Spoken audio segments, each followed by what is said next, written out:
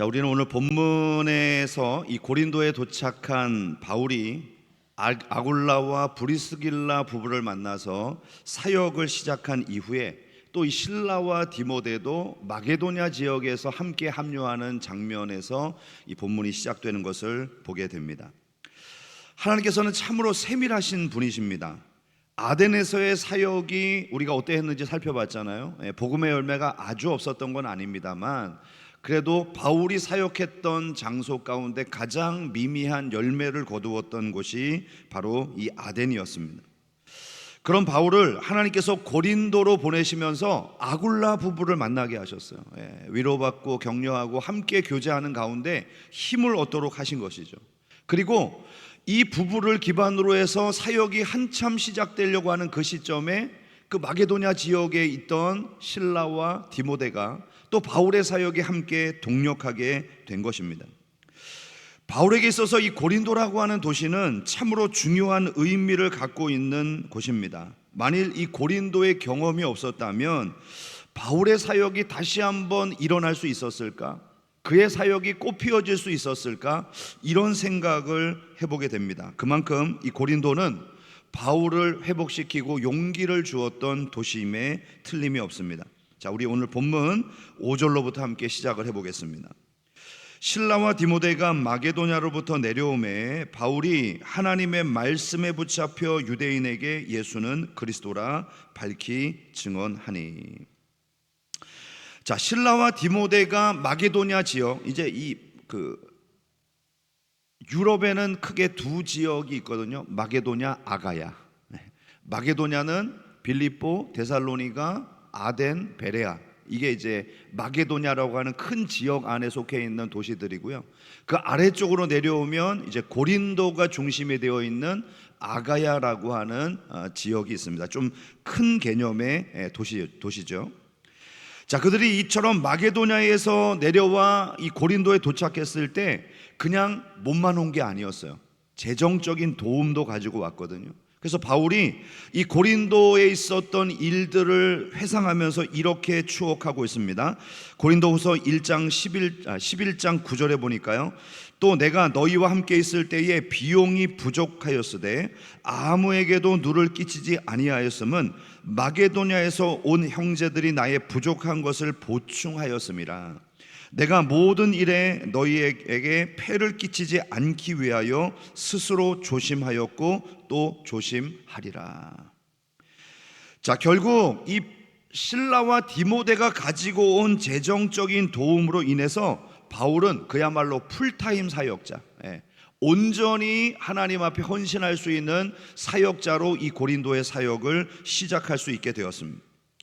자, 그런데 이들은 복음을 받은 지 얼마 되지 않은 지역 교회들이었다는 것이죠.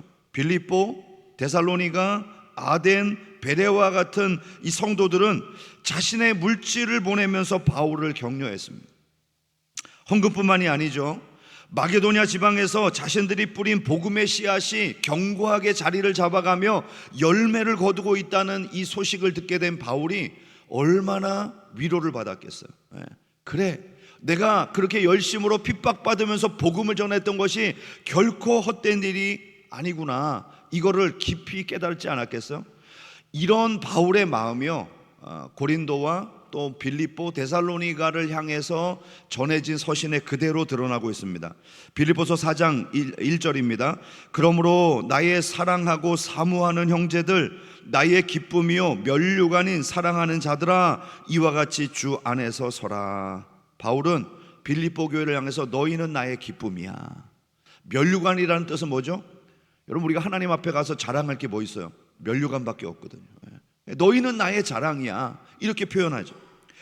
같은 말을 데살로니가전서 2장 19절과 20절에서도 말합니다. 우리의 소망이나 기쁨이나 자랑의 면류관이 무엇이냐? 그가 강림하실 때에 우리 주 예수 앞에서 너희가 아니냐? 너희는 우리의 영광이요 기쁨이니라. 바울이 훌륭한 그리스도인이었고 또한 가장 위대한 선교의 마인드를 가진 사역자이었음에는 틀림이 없습니다. 여기에는 우리의 이견이 없어요. 그런데 만일 바울이 혼자였다면 지금 바울의 이루어 놓았던 그 선교 사역이 과연 성취될 수 있었을까?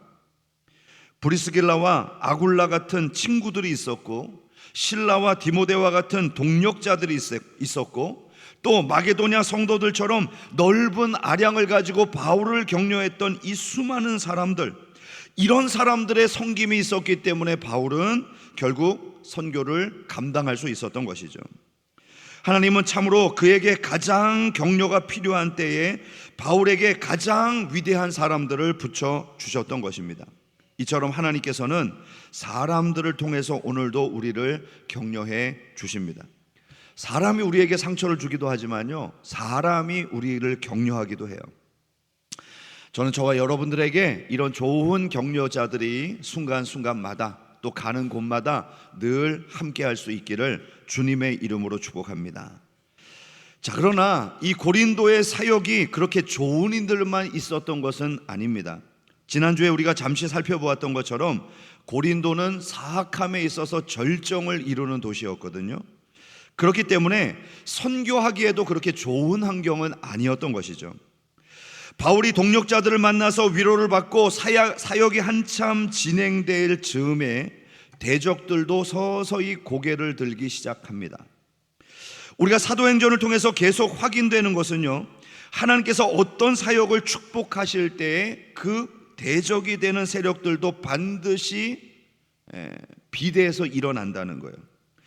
자, 바울의 그 다음 사역을 보게 되면요, 그들에게 있어서 얼마나 많은 대적들이 일어났는가를 알 수 있습니다. 고린도전서 16장 9절에 보니까 내가 광대하고 유효한 문을 열었으나 대적하는 자가 많음이라. 그러니까 고린도의 사역이 잘 열려서 광대하고 유효한 문이었다, 이런 표현을 하는데 그만큼 뭐도 많았다는 거죠? 대적도 많았다는 거예요. 자, 그렇죠. 우리의 사역은 바로 사탄의 수하에 있었던 종들을 찾아서 해방시키는 일이기 때문에 이게 영적인 어떤 세력으로 보면요, 사탄의 영역을 침범하는 일이에요.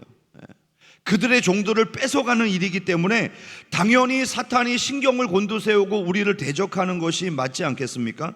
바울이 데살로니가와 베레아에서 적대 세력을 만난 것은 결코 우연한 일이 아니었습니다. 이런 대적이 일어나고 있다는 것은 반대로 바울의 사역이 성공을 거두고 있었다는 뜻이기도 합니다.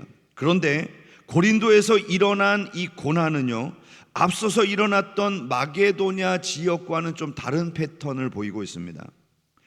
데살로니가와 베레아에서 믿지 않는 유대인들이 대적하여 일어났을 때 바울이 취했던 행동이 뭐죠? 피해서 도망가는 거였어요. 다른 지역으로 이동하는 거였습니다. 하지만 오늘 고린도에서는 바울이 오히려 고난 때문에 이 지역에 더 오래 머물렀다고 기록을 하고 있습니다.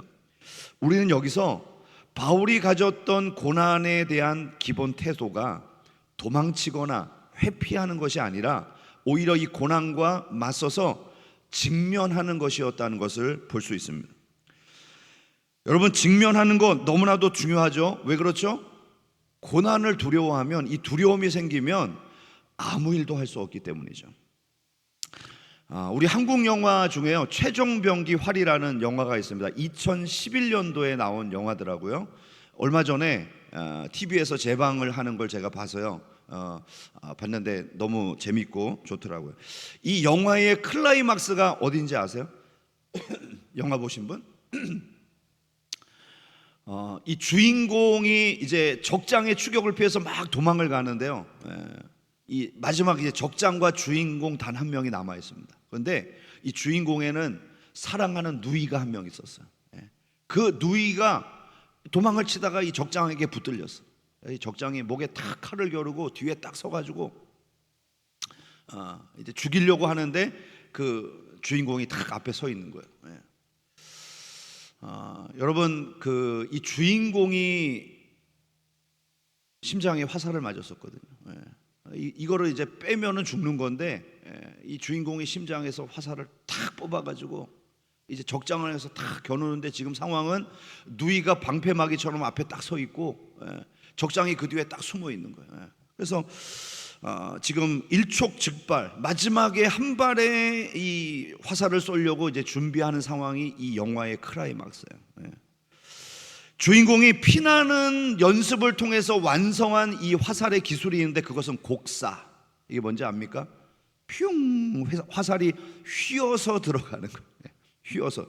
그래서 앞에 있는 장애물을 피해서 들어가는 것입니다. 여러분, 화살은요 바람의 영향을 많이 받습니다. 그래서 화살을 쏠 때는 바람의 세기와 그 방향을 잘 계산해서 쏘아야 됩니다. 우리 대한민국이 양궁의 최고 세계 강국이잖아요, 그죠? 그래서 우리 국대 선발전이 사실은 세계 대회의 전초종이다. 국대에서 1등하면 세계 대회에서 1등한다라고 할 정도로 우리나라 양궁이 최고입니다. 바로 어디에서 왔겠어요? 우리나라의 국궁. 활을 잘 쏘는 민족이죠. 말 타면서도 쏘고 어려운 환경 속에서도 화살을 적중하는 이 놀라운 능력이 우리 선조들에게 있었던 것이죠. 자, 그런데 마지막 활시위를 탁 당기려고 할 때 갑자기 불던 바람마저 멈췄어요. 그러니까 이게 바람이 불어줘야 어느 정도 계산을 해서 쏠 수 있는데 그게 안 되는 것입니다. 그때 적장이 낮은 목소리로 이렇게 이야기합니다. 바람마저 널 도와주지 않는구나. 이렇게 얘기를 합니다. 그러나 이 주인공이 화살을 탁 당겨서 쫙 비틀더니 핑 하고 쐈는데 어떻게 됐을까요? 앞에 서 있는 누이의 이 옆에 이 귓자락을 싹 스쳐갖고 뒤에 적장의 목에 화살이 탁 관통을 했어요. 그러면서 적장이 툭 쓰러집니다. 그때 이 주인공이 남겼던 마지막 한 대사, 저는 100년 만에 나올까 말까 한 대사라고 생각합니다. 이렇게 대사를 날렸어요. 두려움은 직시하면 그뿐, 바람은 계산하는 것이 아니라 극복하는 것이다. 나만 소름 돋았나? 이 대사 제가 이렇게 준비하는데 막 소름이 돋더라고. 그래, 이거지. 여러분, 영적 전쟁에서도요, 두려움에 사로잡히면 아무것도 할 수 없어요. 아니, 여러분, 두려운 사람은 뭔가를 해보려고 하면 하는 것마다 문제가 생깁니다. 그러나 두려움을 믿음으로 직면하면요, 그것을 맞서면 하나님께서 원수를 이기게 하시는 거예요. 장애물이 있어도 피해서 관통하게 하시는 하나님의 놀라운 능력이 나타나는 것입니다. 바울은 지금 고린도에서 대적을 만났습니다. 이는 앞선 도시에서도 계속 일어났던 상황입니다. 그런데 바울은 지금 믿음으로 이 대적들과 맞서고 있는 거예요.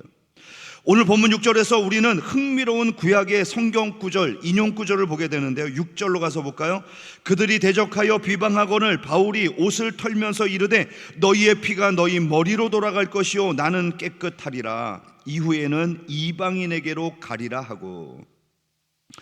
어떤 사람이 누군가에 대해서 옷을 털었다라는 것은요, 너희에게 이제 마지막 기회가 있었는데 그것이 끝났다라는 의미예요.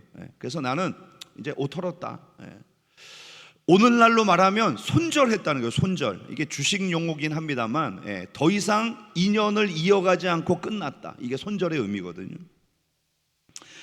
자, 바울은 기본적인 사명이 이방인을 위한 사도로 부름을 받았습니다. 그런데 그는 유대인을 위해서 전도하는 것을 쉬지 않았어요. 우리는 사도행전 9장과 13장에서 이와 같은 바울의 흔적을 볼 수 있습니다. 사도행전 9장 15절입니다. 주께서 이르시되 가라, 이 사람은 내 이름을 이방인과 임금들과 이스라엘 자손에게 전하기 위하여 택한 나의 그릇이라. 자, 여기서 언급되고 있는 순서를 보십시오. 바울의 부르심은 이방인과 임금들과 이스라엘 자손이었어요. 하나님께서 바울을 이방인을 위한 사도로 1순위가 이방인을 위한 사역자로 부르셨다는 거예요. 그런데 바울의 마음속에 1순위는 누구였어요? 유대인들이었어요. 그래서 그는 가는 도시마다 어디를 가든지 유대인의 회당을 가장 먼저 찾았습니다. 그런데 저는 이게 사실은 이방인을 위한 선교 전략 가운데 중요한 핵심이었다고 생각해요. 왜냐하면 누가 전도하죠? 유대인들이 하잖아요. 누가 복음을 전합니까? 누가 후원을 합니까? 하나님의 사람들이 하잖아요. 여러분, 누가 선교하죠? 한국교회가 하잖아요. 한국교회가. 선교사들이 하는 게 아니라 한국교회가 하는 거예요. 한국교회 후원이 없으면, 한국교회가 든든하지 못하면 선교도 멈추는 겁니다. 그러니까 바울이 유대인들을 복음을 전하기 위함은 그들을 사랑하는 마음이 우선이었지만, 그들이 잘 회심하여 그리스도인이 되면 어떻게 됩니까? 이방인 선교도 이루어지는 것이죠. 이런 의미에서 바울의 선택은 결코 틀리지 않았다는 생각을 해봅니다. 사도행전 13장에서 비시디아 안디옥에 복음을 전할 때도 그는 가장 먼저 회당에서 갔습니다. 그런데 그들이 시기해서 바울을 비방하고 대적하자 바울이 이런 말을 남기고 이방인으로 갑니다. 13장 46절 이하를 볼까요? 바울과 바나바가 담대히 말하여 이르되 하나님의 말씀을 마땅히 먼저 너희에게 전할 것이로되 너희가 그것을 버리고 영생을 얻기에 합당하지 않은 자로 자처하기로 우리가 이방인에게로 향하노라.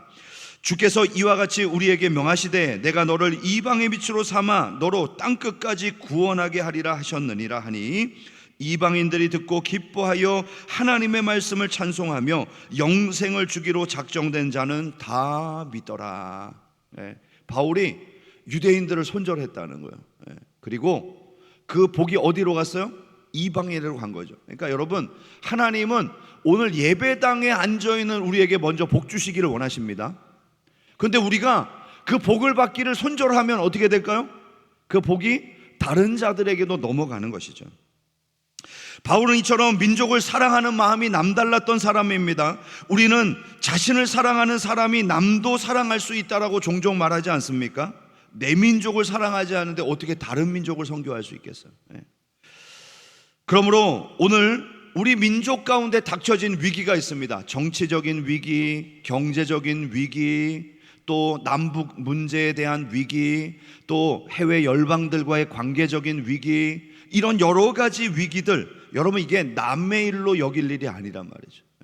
내 일로 여기면서 기도해야 될 줄로 믿습니다. 바울이 두려움과 직면하여 맞섰을 때 하나님은 필요한 사람을 만나게 하셨고 사역이 지속될 수 있는 길도 열어주셨습니다. 오늘 하나님이 보내신 일꾼이 등장하는데요, 그는 이방인이며 하나님을 경외했던 디도 유스도라고 하는 사람입니다. 7절과 8절 말씀을 보실까요? 거기서 옮겨 하나님을 경외하는 디도 유스도라 하는 사람의 집에 들어가니 그 집은 회당 옆이라. 또 회당장 그리스보가 온 집안과 더불어 주를 믿으며 수많은 고린도 사람들도 듣고 믿어 세례를 받더라. 회당에서 복음 전하는 길이 막히자 바울이 바로 회당 옆에서 살고 있었던 디도 유스도의 집으로 갑니다. 저 같으면 회당 근처는 가기도 싫을 것 같은데, 될 수 있으면 회당 멀리 떨어져 있는 데서 복음 전할 것 같아. 바울은 바로 회당 옆집에다가 교회를 개척을 했어요. 디도 유스도를 통해서. 그리고 꾸준히 하나님의 말씀을 가르치기 시작합니다. 근데 여러분, 이것이 얼마나 지혜로운 선택이었는지 아세요? 이 일로 인해서 그 회당장, 그 디도 유스도 집의 옆에 있던 회당의 회당장이 예수님을 믿게 된 거예요. 그래서 이 사람으로 인하여 그 고린도 지역에 있었던 유대인들이 예수님을 믿고 복음이 확장되게 된 것이죠. 여러분, 여러분을 괴롭히는 사람이 있걸랑 그 옆에 딱 붙어 있기를 바랍니다. 그러면 하나님이 그 일을 통해서 더 위대한 복음의 역사를 이루어 주실 거예요. 회당장 그리스보가 온 지방과 더불어 구원을 받았다는 것이 얼마나 아름답고 놀라운 일입니까? 마치 그 앞선 빌립보에서 간수장 가정이 구원을 받았을 때 이 빌립보 교회가 어떻게 됐는지를 우리가 알잖아요. 똑같은 일들이 지금 일어나고 있는 거예요. 이처럼 하나님이 예비하신 일꾼은 내가 사역하는 현장에 혹은 가장 어렵다고 여겨지는 고난의 현장에서 만나게 되는 것입니다. 여러분에게도 격려가 필요하신가요? 그렇다면 고난의 현장을 떠나지 마시고 우리 하나님이 주시는 손길을 기다려 볼 수 있기를 축복합니다. 그러면 하나님께서 반드시 예비하신 위로와 격려를 누리게 될 줄로 믿습니다. 우리는 이 바울의 모습을 통해서 하나님께서 우리를 격려하시는 몇 가지 원칙을 발견할 수 있는데, 오늘 이 자리에 계신 분들 중에 혹시 고난 가운데 계시다면 이 말씀을 귀담아 들으시고 여러분들을 격려하시는 하나님의 손길을 반드시 누려보시길 바랍니다. 먼저는요, 한번 따라합시다. 현재 내게 주신 환경이 하나님의 격려다.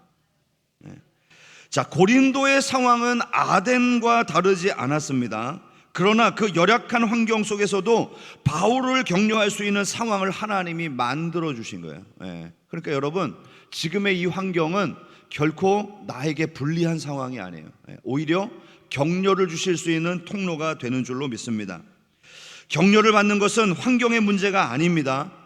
주님과 나와의 관계의 문제예요. 그러니까 아무리 풍랑이 일어도 주님과 나와의 관계가 바로 서 있다면요, 그 풍랑 속에서도 격려를 받을 수 있어요. 우리가 이제 뒤에서 다루겠지만 바울이 로마로 가는 뱃속에서 유라굴로라고 하는 광풍을 만나잖아요. 몇 날 며칠을 해도 못 보고 풍랑에 시달리면서 먹지도 자지도 못했어요. 그런데 이 바울이 주님과의 관계를 깊이 가지니까 그 밤에 주님께서 오셔서 바울에게 격려하시는 모습을 보지 않습니까?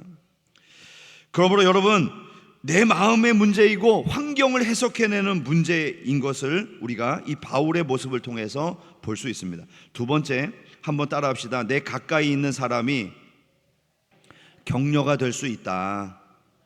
그래서 여러분, 먼 곳에서 격려자들을 찾지 마십시오. 지금 내 옆에 있는 사람이 격려자가 될 수 있어요.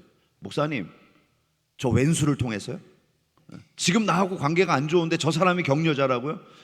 하나님은요, 어제의 원수가 오늘의 격려자가 되게 하실 줄로 믿습니다. 그러니까 여러분, 하나님이 역사하시면 어떻게 될지를 몰라요. 바울도 디도 유스도라는 회당장을 만났습니다.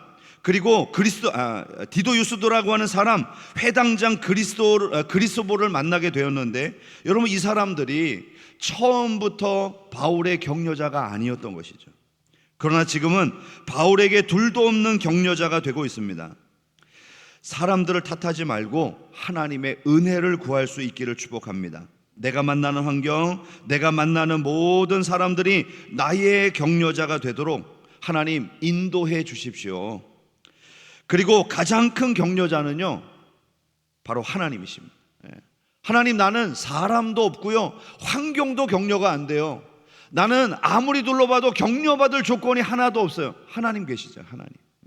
하나님이 여러분들을 격려하고 계시는데 뭐가 문제입니까? 세 번째, 따라합시다. 격려가 필요함에도 예배와 사역을 멈춰서는 안 됩니다.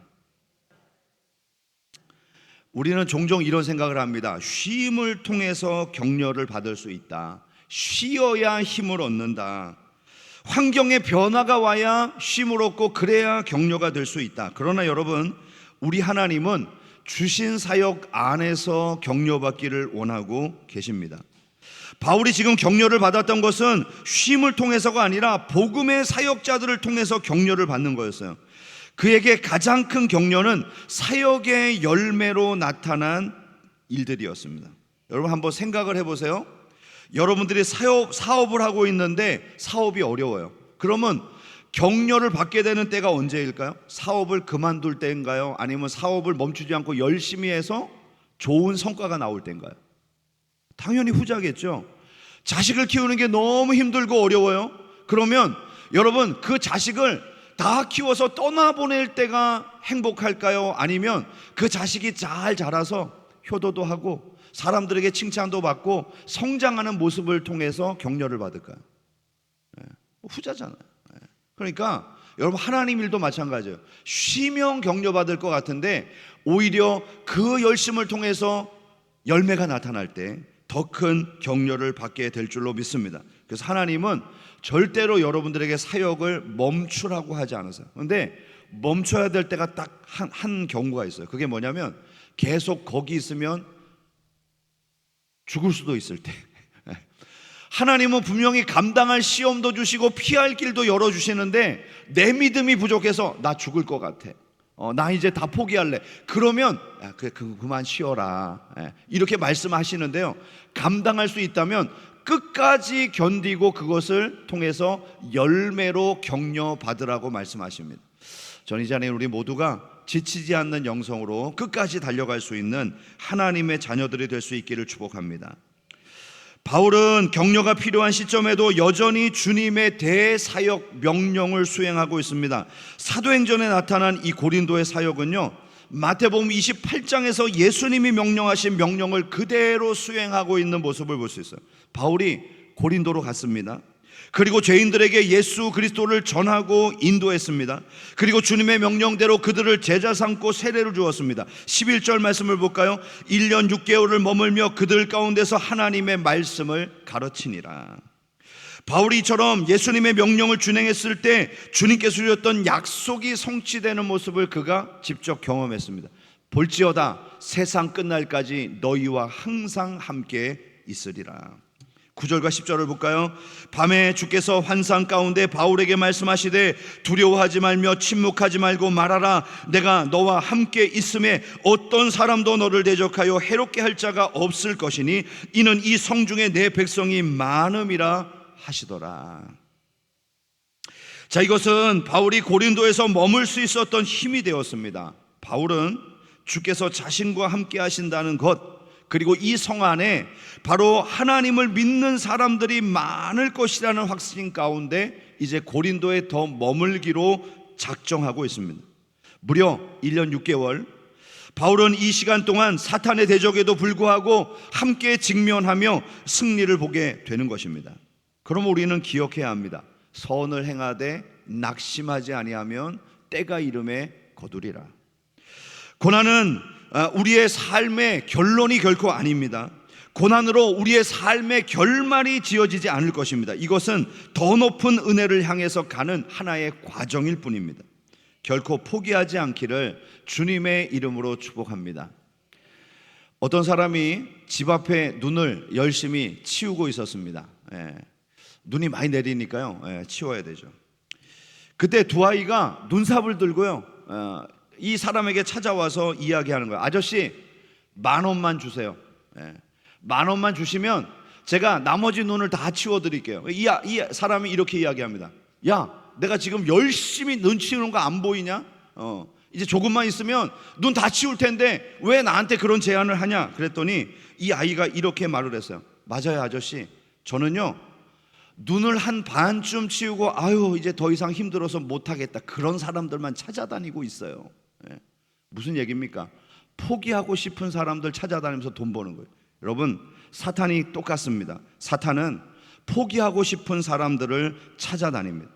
사탄의 목표는 그 일을 멈추게 하는 것입니다. 그러나 우리가 포기하고 싶어 할 때 찾아오시는 또 다른 한 분이 계세요. 그분은 누구시냐? 바로 예수님입니다. 예수님은 멈추지 말고 이 일을 계속하라고 권고하고 계십니다. 그러므로 여러분, 격려가 필요하십니까? 그렇다면 하던 일을 멈추지 말고 계속하는 가운데 열매로 격려받는 우리 모두가 될 수 있기를 축복합니다.